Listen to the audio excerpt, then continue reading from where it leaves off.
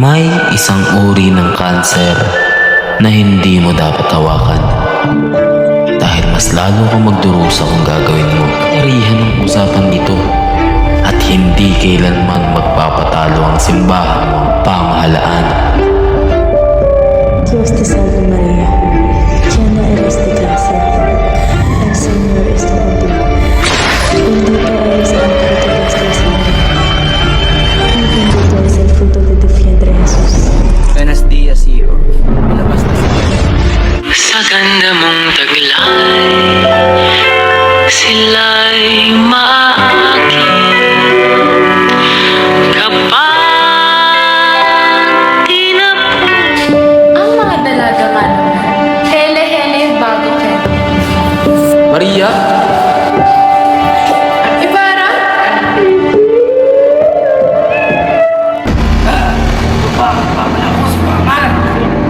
Pinaganda kayo ng masarap na pagkain ng inyong ina. Di pa raw po kami pinapayagan ng sakristan may. Bakit mo pinaparusahan ng ganito? Hoy, babaeng Diyosa ng kadiliman na tinubuan ng nunal, manahimik ka. Por favor, querido, por favor. Hindi konsolasyon. Di ka titigil. Hiwalayan kita. Tignan kung di ka babalik sa paghihila bandera. Hindi po yan totoo. Hindi magnanakaw ang kapatid ko. Magnanakaw na dapat pinapatay. Walang salitang pagpapaliwanag sa nararamdaman ng ina na nawalan ng anak.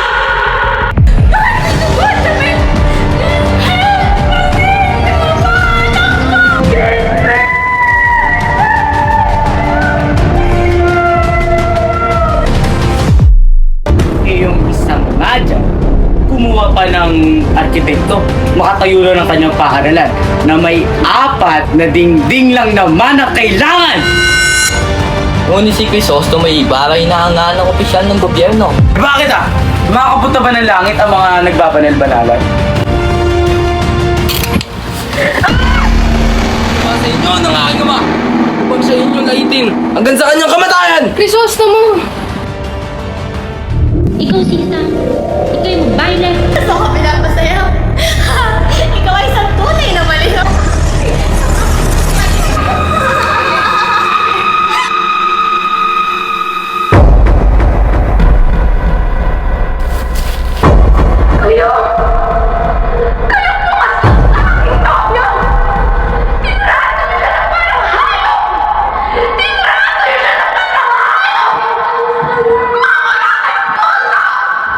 Ang kabataan ang pag-asa ng bayan.